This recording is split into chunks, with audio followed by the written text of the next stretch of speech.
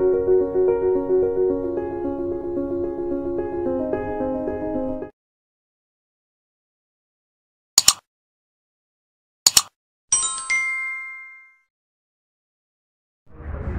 विद्यार्थी मित्रों, chapter number 9 बल तथा गतिना नियमों एनु लेक्चर नंबर 7। मित्रों, गया लेक्चर में आपणे न्यूटननी गतिनो बीजो नियम जे एवुं कहेतो हतो के पदार्थना वेगमानमां थता फेरफारनो समय दर ए तेना पर लागता असंतुलित बाह्य बळना समप्रमाणमां होय छे अने तेने आधारे આપણે એક સૂત્રની તારવણી કરી હતી, F બરાબર ma। આ સૂત્ર આપણે તારવ્યું હતું જે બળનું સૂત્ર છે। એટલા માટે આપણે કહ્યું હતું કે ન્યૂટનની ગતિનો બીજો નિયમ એ આપણને બળનું મૂલ્ય આપે છે, જ્યારે પહેલો નિયમ બળની વ્યાખ્યા આપે છે। વિકલ્પો ખાલી જગ્યા માટે આ યાદ રાખજો કે પહેલો નિયમ શું આપે અને બીજો નિયમ શું આપે। હવે એવા જે કેટલાક પ્રશ્નો આ સૂત્ર ઉપરથી ઉદ્ભવી શકે, નાના નાના ટૂંકા પ્રશ્નો, એની આપણે વાત કરીએ। માનો કે પદાર્થ પર કોઈ જાતનું બળ લાગતું નથી, બળ લાગતું નથી, બળનું મૂલ્ય કેવું હશે? શૂન્ય, કારણ કે કોઈ બળ લાગતું નથી। તો હું અહીં આગળ F બરાબર કેટલા મૂકીશ? 0।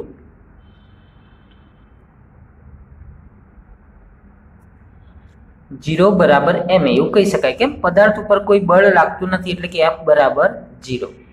હવે આનો મતલબ શું થાય? આનો મતલબ થશે કે આ બંનેનો ગુણાકાર કેટલો આવવો જોઈએ? 0 આવવો જોઈએ। બે સંખ્યાનો ગુણાકાર 0 આવવો જોઈએ। હવે બે સંખ્યાનો ગુણાકાર 0 ક્યારે આવે? તમે 25 ગુણ્યા 2 કરશો તો 0 આવશે? ના, બે માની કોઈ એક સંખ્યા શૂન્ય ફરજિયાત હોવી જોઈએ। જેમ કે એક 13 હોય અને એક 0 હોય, 13 ગુણ્યા 0 કરો તો શું જવાબ આવે? 0। તો એનો બીજો મતલબ થયો કે આ બંનેમાંથી એક કેવું હોવું જોઈએ? શૂન્ય હોવો જોઈએ, જેથી એમનો ગુણાકાર કેટલો થાય? શૂન્ય થાય। મતલબ કે આવું હોવું જોઈએ, m બરાબર 0 કે a બરાબર 0, બંનેમાંથી એક હોવું જોઈએ। આ બંનેમાંથી એક હશે તો આ જવાબ શક્ય છે, બરાબર। પરંતુ m એટલે શું? દળ। પદાર્થનું દળ ક્યારે શૂન્ય હશે? આવો કોઈ પણ પદાર્થ લેશો ને એનું દળ માપશો તો 0 મળશે? ના, 0 પોઈન્ટ સમથિંગ તમને મળશે ને મળશે। એટલે કે પદાર્થનું દળ કદાપી શૂન્ય હોઈ શકે નહીં, આ વસ્તુ શક્ય નથી, આ વસ્તુ શક્ય નથી। તો હવે જોવાનું રહ્યું આ 0 ફરજિયાત હોવું જ જોઈએ તો જ આ શક્ય છે, કારણ કે આ તો 0 હોવાનું નથી કદાપી, એવું આપણે કહ્યું। તો એનો બીજો મતલબ થયો a બરાબર 0 હોવા જોઈએ। અને a એટલે શું મિત્રો? પ્રવેગ, પદાર્થમાં ઉદ્ભવતો પ્રવેગ। ટૂંકમાં પદાર્થમાં ઉદ્ભવતો પ્રવેગ શૂન્ય છે એટલે બળ કેવું છે? શૂન્ય। મતલબ કે આ પદાર્થ છે, પદાર્થ ઉપર કોઈ બળ લાગતું જ નથી તો એમાં કોઈ પ્રવેગ ઉદ્ભવવાનો નથી એટલે શૂન્ય હશે। વાત સાચી છે, બરાબર। તો અહીંયા આગળ પણ જો ન્યૂટનની ગતિનો પ્રથમ નિયમ સાબિત થાય છે, જ્યાં સુધી પદાર્થ પર કોઈ જાતનું અસંતુલિત બાહ્ય બળ નહીં લાગે ત્યાં સુધી પદાર્થ સ્થિર હશે તો સ્થિર જ રહેશે। મતલબ એનામાં કોઈ પ્રવેગ ઉદ્ભવવાનો નથી, શૂન્ય, પ્રવેગ કોઈ ઉદ્ભવવાનો નથી। માનો કે 30 ની ગતિથી ગતિ કરી રહ્યો છે, 30 ના વેગથી ગતિ કરી રહ્યો છે પદાર્થ, તો એ 30 ના વેગથી જ ગતિ કરશે। પ્રવેગનું મૂલ્ય ક્યારે વધે? એ 30 ની જો 40 થાય તો એ બરાબર તમને કંઈક મળે, પરંતુ એ 30 જ જાળવી રાખશે તો પ્રવેગ કેવો મળશે? શૂન્ય। કેમ? પ્રારંભિક એનો 30, અંતિમ પણ 30, તો 30 માઇનસ 30 નો જવાબ શું મળે? 0 મળે, બરાબર। પ્રવેગનું સૂત્ર આપણે ગયા લેક્ચરમાં જોયું હતું, યાદ કર્યું હતું, ગતિ ચેપ્ટરનું સૂત્ર a બરાબર v માઇનસ u ભાગ્યા t, પરંતુ v અને u સરખા હોય તો a બરાબર કેટલા મળે? એની કિંમત 0 જ મળે। તો અહીંયા આગળ પણ ન્યૂટનની ગતિનો બીજો નિયમ એ પહેલો નિયમ પણ સાબિત થાય છે। તો અહીંયા આગળ ટૂંકો પ્રશ્ન એવો આવી શકે કે પદાર્થ પર અસંતુલિત બાહ્ય બળ ન લાગે તો m કે a વિશે તમે શું અભિપ્રાય આપી શકો? તો m તો 0 શક્ય હોય નહીં, એટલે કે પ્રવેગ શૂન્ય હોય, એનો પ્રવેગ શૂન્ય હોય, બરાબર। એક આ વસ્તુ આપણે ટૂંકી બાકી રહી હતી ન્યૂટનના ગતિના બીજા નિયમ પર। હવે બીજી એવી એક વસ્તુ જોઈએ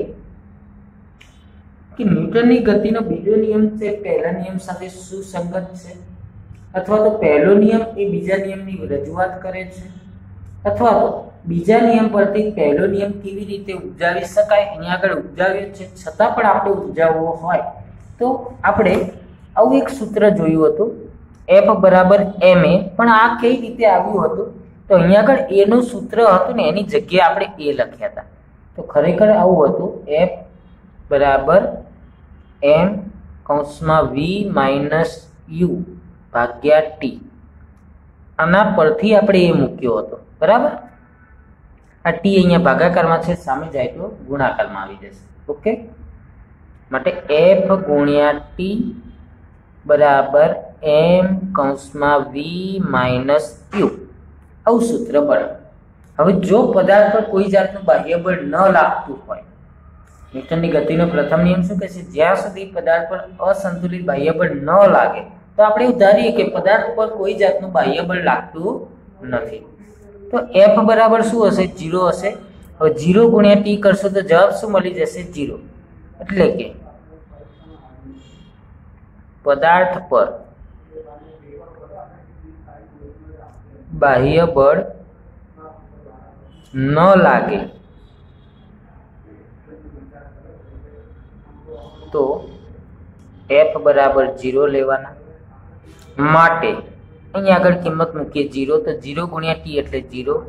0 બરાબર m કૌંસમાં v માઇનસ u.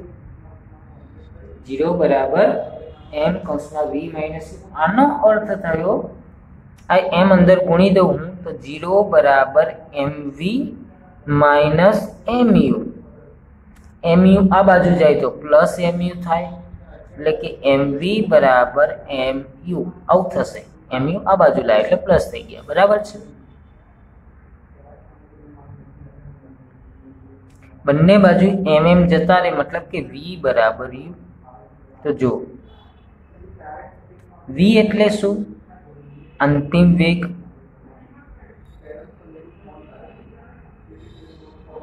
u બરાબર પ્રારંભિક વેગ.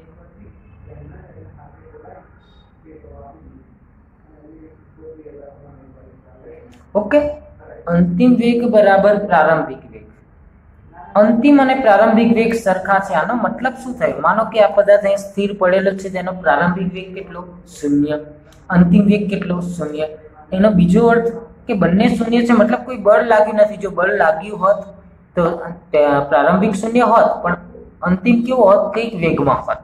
ખ્યાલ આવ્યો? તો આ નિયમ, પહેલો નિયમ સાબિત થયો કે જ્યાં સુધી પદાર્થ પર બાહ્ય બળ ન લાગે ત્યાં સુધી સ્થિર હશે તો કેવો રહેશે? સ્થિર જ રહેશે. સ્થિર હતો તો સ્થિર જ રહેશે.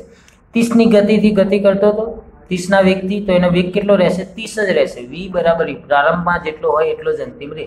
આપણે જોયું હતું કે કોઈ પણ દળો ગબડાવીએ પણ ઘર્ષણ રહી સપાટી માટે, તો એની અચળ વેગી ગતિ ચાલુ જ રાખશે. જે ગતિમાં શરૂઆતથી હતો એ જ ગતિ, વધઘટ થશે નહીં. તો અહીંયા આગળ એ સાબિત થાય છે કે ન્યૂટનનો પહેલો નિયમ એ બીજા નિયમ સાથે જોડાયેલો છે, બરાબર. આ પ્રશ્ન અહીંથી તમે આટલો લખી શકો કે ન્યૂટનનો બીજો નિયમ એ પહેલો નિયમ કેવી રીતે સાથે સુસંગત છે સમજાવો એવો એક પ્રશ્ન બની શકે અહીંયા, બરાબર છે મિત્રો. હવે એક બીજો ટોપિક આપણે જોવાનો છે, બળનો આઘાત.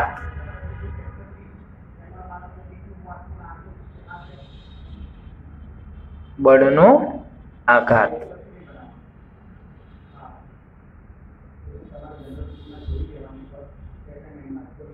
બળનો આઘાત. તો બળનો આઘાત તો પહેલા તો બળ કેવી અસર કરે છે, પદાર્થ ઉપર બળની કેવી અસર થાય છે? તો પદાર્થ પર લાગતા બળના મૂલ્ય પર, પદાર્થ પર આ બળ કેટલા સમય સુધી લાગે છે તેના પર, અને બળની દિશા પર એ આધાર રાખતું હોય છે. પદાર્થ ઉપર કેવી અસર થાય છે, કેટલું બળ લાગી રહ્યું છે, કઈ દિશામાં લાગી રહ્યું છે. માનો કે આ એક પદાર્થ છે, આ પદાર્થ ઉપર હું એકદમ ધીમેથી બળ આપું તો એની અસર કંઈક અલગ હશે, અને જોશથી બળ આપું તો પણ એની અસર કંઈક અલગ હશે, બરાબર છે.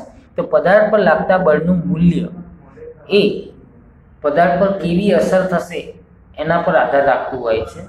બીજું, માનો કે આ દિશામાં બળ આપું તો પણ અલગ થશે, આ દિશામાં બળ આપું તો પણ એની અસર અલગ જોવા મળશે.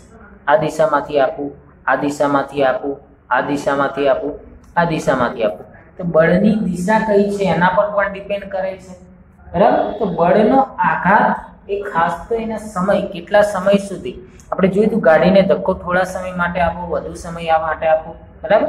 થોડા સમય માટે બળ આપશો તો એની અસર થોડી એવી થશે, વધુ સમય માટે બળ આપશો તો વધારે અસર હશે, બરાબર છે. તો બળ અને તે લાગતું હોય તે દરમિયાનના સમયના ગુણનફળને બળનો આઘાત કહે છે. પદાર્થ પર કેટલો આઘાત લાગે છે, પદાર્થ પર કેટલો આઘાત લાગે છે. તો બળ અને તે લાગતું હોય,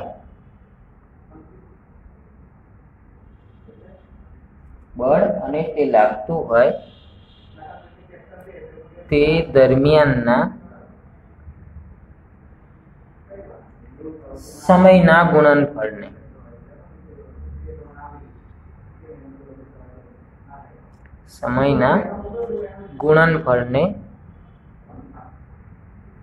બળનો આઘાત કહે છે.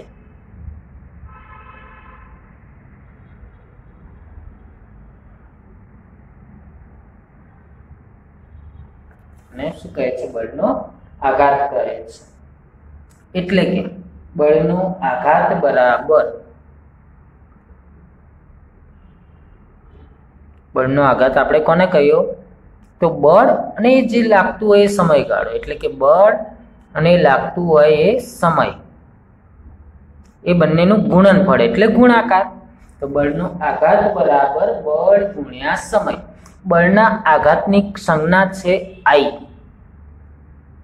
બળને આપણે દર્શાવતા હતા F વડે, સમયને દર્શાવીએ છીએ T વડે, એટલે બળનો આઘાત બરાબર બળ ગુણ્યા સમય. હવે જોઈએ આ વસ્તુ શું છે. તો તમે અગાઉ જે ન્યૂટનની ગતિનો બીજો નિયમ ભણ્યા, એ શું કહેતો હતો? વેગમાનમાં થતો ફેરફાર એટલે ડેલ્ટા P ભાગ્યા સમયનો સમય દર, એ એના પર લાગતા અસંતુલિત બાહ્ય બળના સમપ્રમાણમાં હોય છે. આવી ચર્ચા આપણે ન્યૂટનના ગતિના બીજા નિયમમાં કરી. અહીંયા આગળ આપણે mv માઇનસ mu એવું લખ્યું હતું, બરાબર. અંતિમ માઇનસ પ્રારંભિક વેગમાન, આ વેગમાનનો તફાવત લખ્યો આપણે. હવે ટી આ બાજુ જાય તો ગુણાકારમાં આવશે, બરાબર વેગમાનમાં થતો ફેરફાર. તો જો F ગુણ્યા ટી બરાબર બળનો આઘાત, F ગુણ્યા ટી બરાબર પદાર્થના વેગમાનમાં થતો ફેરફાર.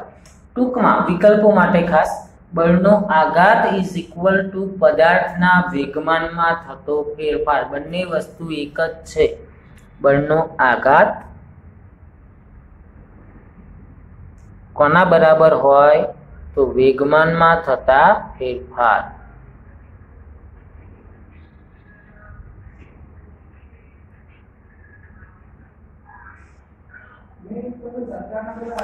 તો હવે અહીંથી એકમ પણ આપણે તારવીએ. જો બળના આઘાતનો SI એકમ,